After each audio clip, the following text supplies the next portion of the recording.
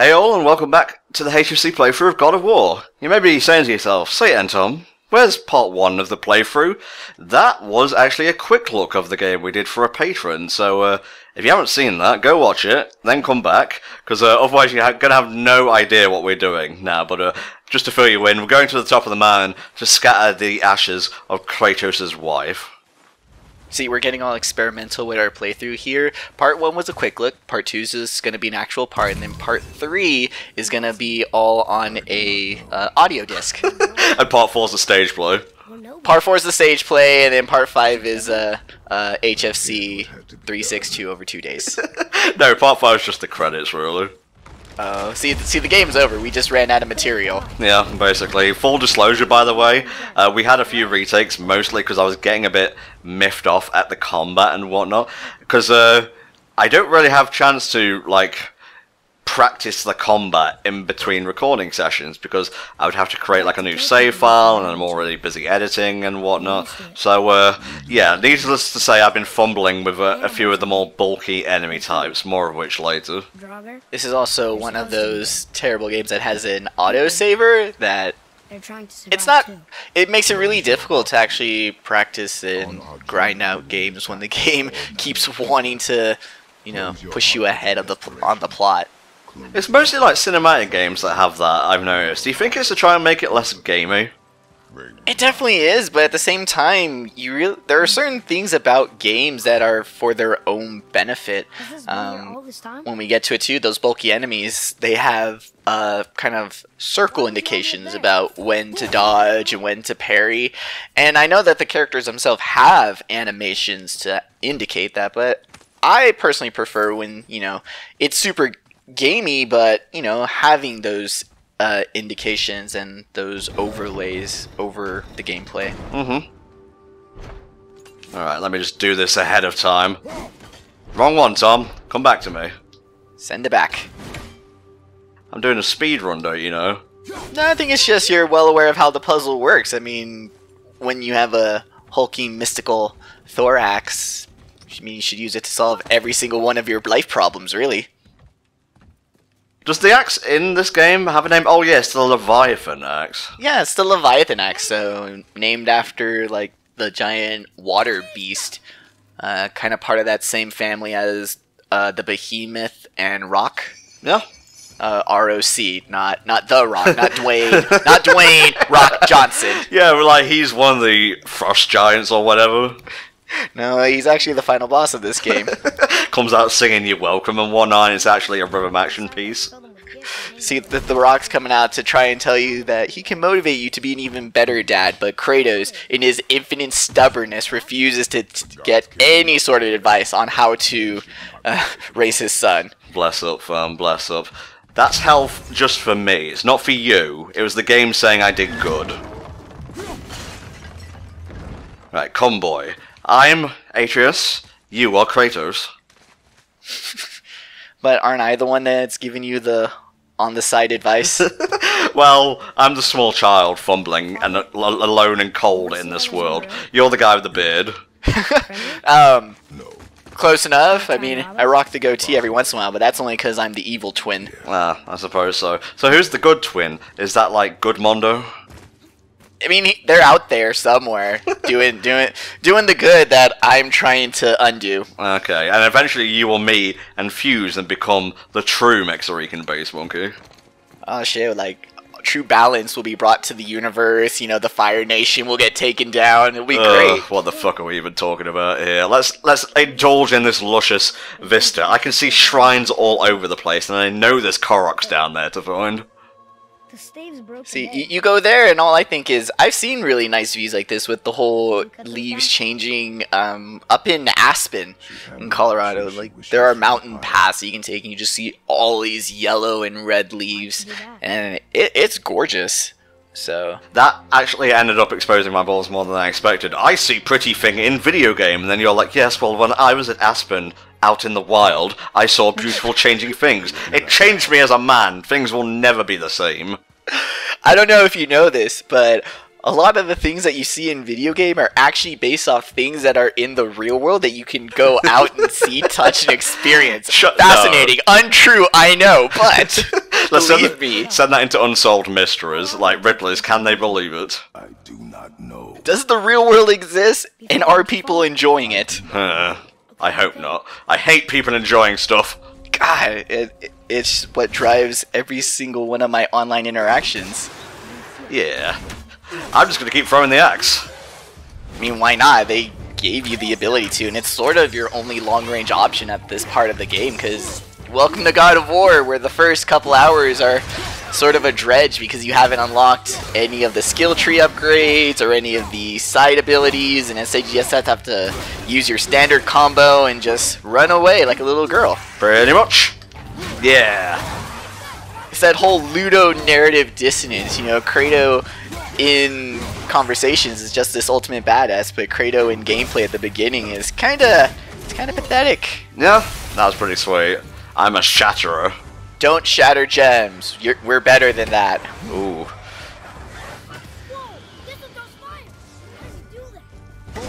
Okay, so we got projectiles again now, but don't worry. They go down pretty easy. I mean, it helps when you get an axe stuck in their face. That's one way you can incapacitate them. I guess you can also stun them with arrows, but that's, like you said, it's a whole nother button combination. Yeah, no worries. Okay, so yeah, you can just like press down to turn quickly. I am gonna have to get used to that a lot because I've been using the actual analog stick to do that shit, and yeah, suffice to say, it makes it more clunky than it needs to be.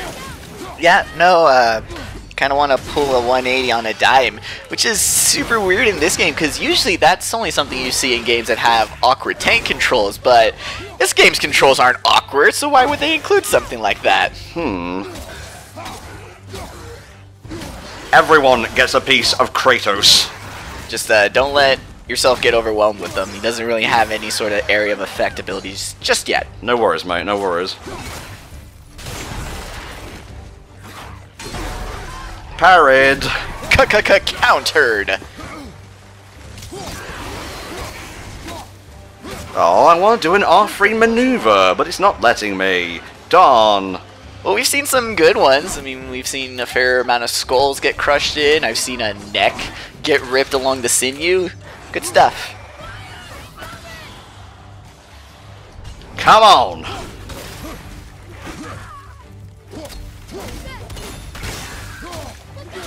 Don't worry, I got it. Soon will be angry time, and all will be well. I would save it, but yeah. Do you really need it to take down the last few enemies, though? Nah, I will save it. I should listen to my Mexi-based monkey. Hentom, watch out! You know, when we meet IRL, if you're not cosplaying Atreus, I'm gonna be very disappointed.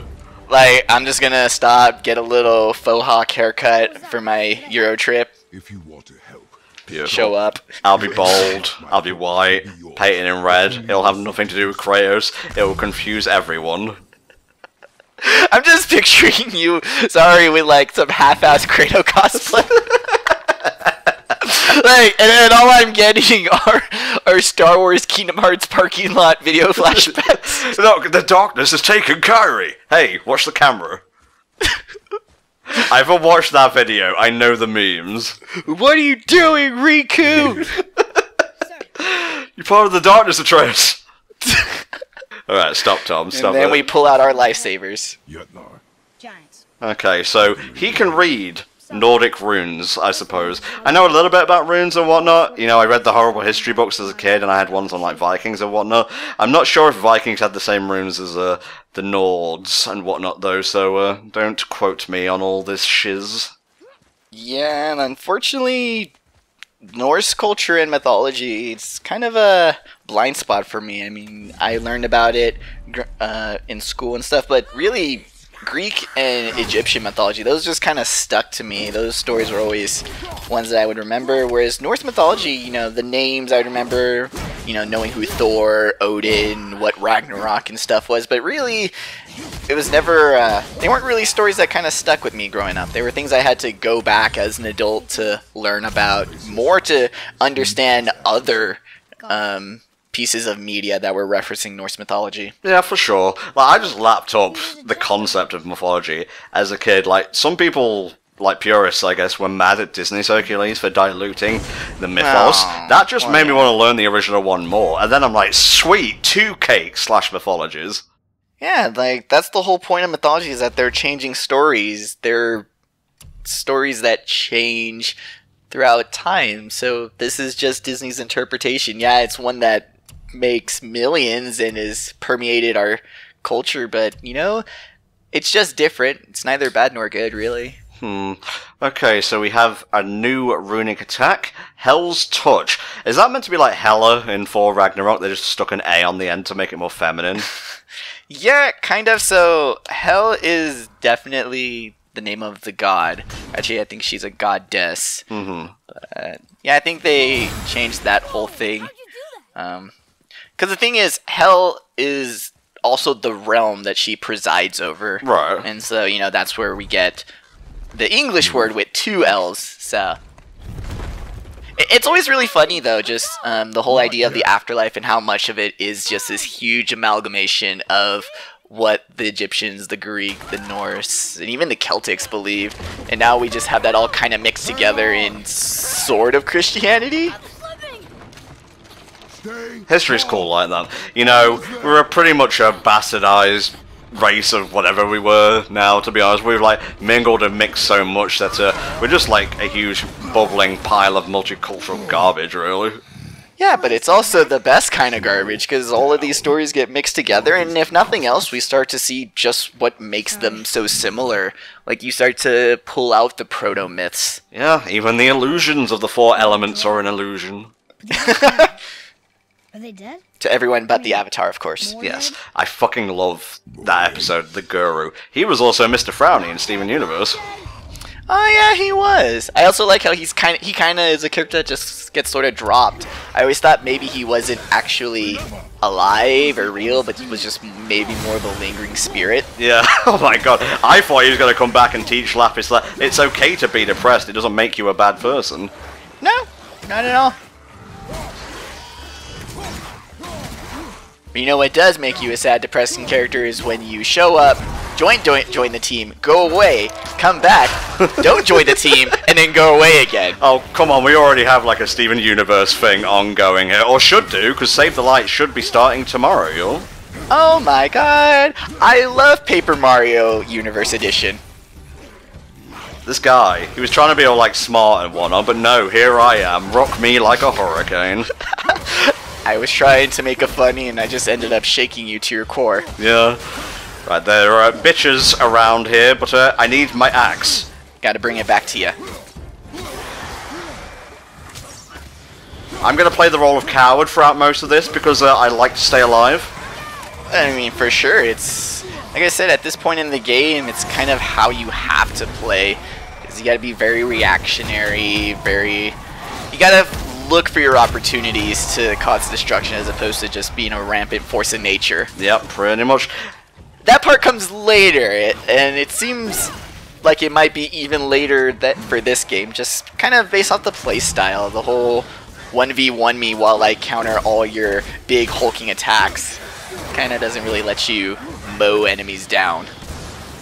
I didn't actually mean to pop Spartan Rage back there, so I'm in a bit of a pickle right now, but that just means the next part will be harder, so... It's alright. Just gotta use your child and his... Well, it's kind of a rapid stun ability, I guess.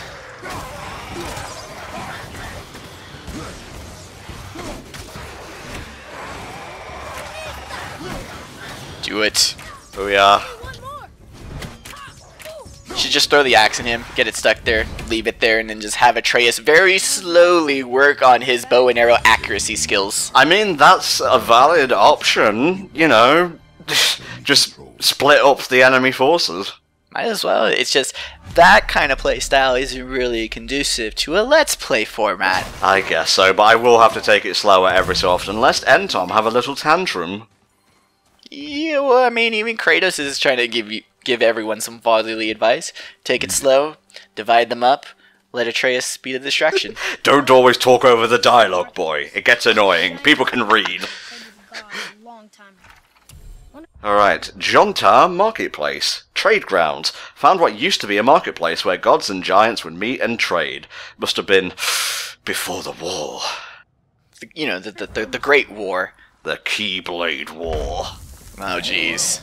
That's just bringing Kingdom Hearts 3 flashbacks. Come on. It's got a cape! Oh, Jesus! Now, introducing the worst enemy of the beginning of the game. Pretty much. Like, they have more... How much more health would you say they have? It feels like they got about 4 times more. They got a lot of junk in the trunk, that's all I'm saying. It's what we in the biz like to call a tick enemy. Mm-hmm. Yeah. Right, slowly does it, Tom. Slowly does it.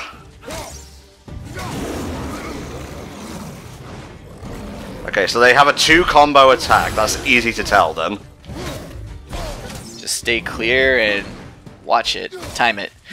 Also, they kind of enter the arena over there by the cliff, and, you know, if you can keep them over there, you can always just knock them off the edge. Don't even bother whittling down all this health. But definitely requires the enemies to cooperate with you. I mean, we live in this day where each enemy encounter can be very different. We are looking for... I know a lot of people are trying to say, like, it's Breath of the Wild gameplay style, but nah, brah. You guys just haven't played Far Cry games. Yep, pretty much. I'm just going to make use of Atreus as much as I can here. And sorry if I get a bit, like, throw-happy with, like, the axe and whatnot, but I want to survive here. Like we said, the game sets itself up to be like this. Kratos really is just a one enemy kind of guy, and unfortunately with these thicker enemies with all their health, kind of leaves him open to getting sideswiped, so this is just sort of the safest way. Also, taking them out one at a time allows you to take advantage of the fact that they all drop health as well, so kind of pace out your healing so you can keep yourself going. Much better. I think that's like the one drawback to knocking them off the cliff, is that their drops go with them. Yep. All their tasty tang. Much better. A valuable lesson has been learned today, both by father, son, and gamer. Like father and son. See, this would be great. We could just edit in all these like 60 feel good dad songs. That was fucking Return of the King. Not Return of the King. What's the fucking third Aladdin film called? Stay close.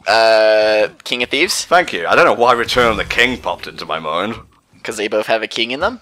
I guess so, yeah. And they're the third in each movie? See, I was going more for that. I don't know what the song is called, but like that Silver Spoon dad song. It's annoying, and I don't like it.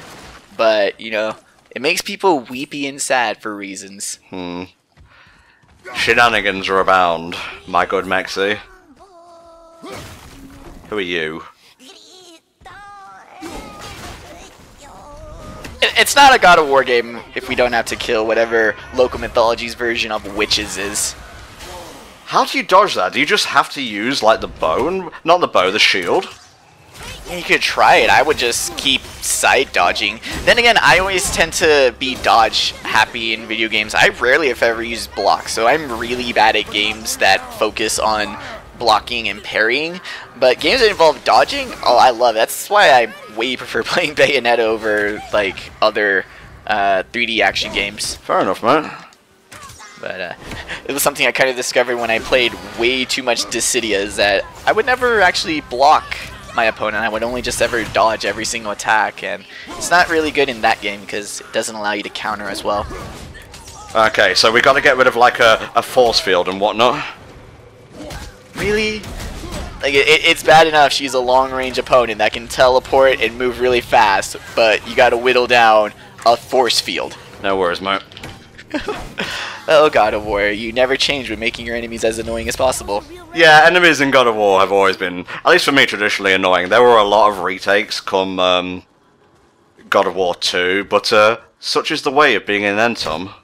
Well, shit, just playing Chains of Olympus, which, yeah, that ended up being my first God of War game. That was really annoying. I feel like the only reason I was able to get through the whole game was because I had it on a handheld, so really I could just put it down and walk away whenever I wanted. But I don't know if I'd actually I would have stuck with God of War 1 if I played it as my first game. But we're learning, we're living, we're loving, we're getting rid of the enemies nice and proper.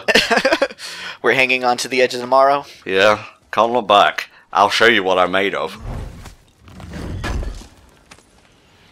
It was his, it's mine now. How does it feel to not have to mash a button to open a treasure chest? I'm conflicted, but I think that just might be some subtle form of Stockholm Syndrome. Yeah, like, you're just so used to doing unintuitive game mechanics that you long for them. But honestly, I prefer it. I like not having to mash a button to open every chest and open every door. And I always thought that was one of the funniest things was that the God of War developers actually apologized for QuickTime events when they started getting a little too popular. Wow. Like, bro, you didn't make, like, QuickTime events. I'm pretty sure they were in games before God of War. Right? It's like, yeah, you used it and yeah, it was popular, but honestly, anytime something becomes popular and everyone does it, it's never one person's fault.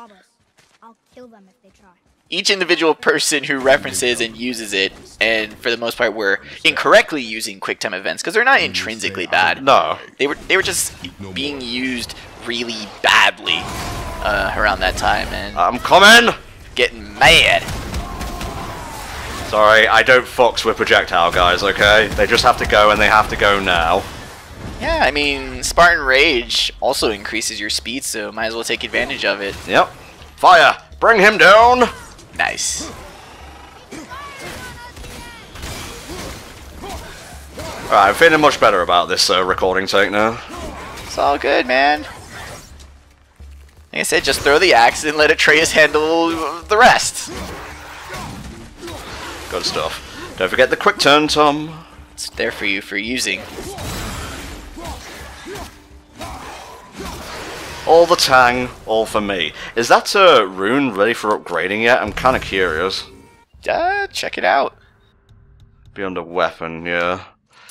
No, just got about 83, whatever, XP. Sorry, I thought that was like some kind of Nordic currency for a second there.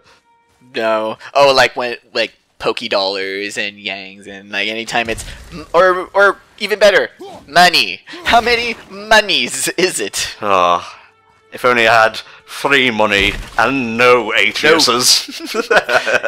I'm so glad we're on the same wavelength though. Kratos is like, if only I had 3 children and no runes. Yeah, thank you. Read this. I actually thought this was an item, but apparently it's writing. I've seen this language before.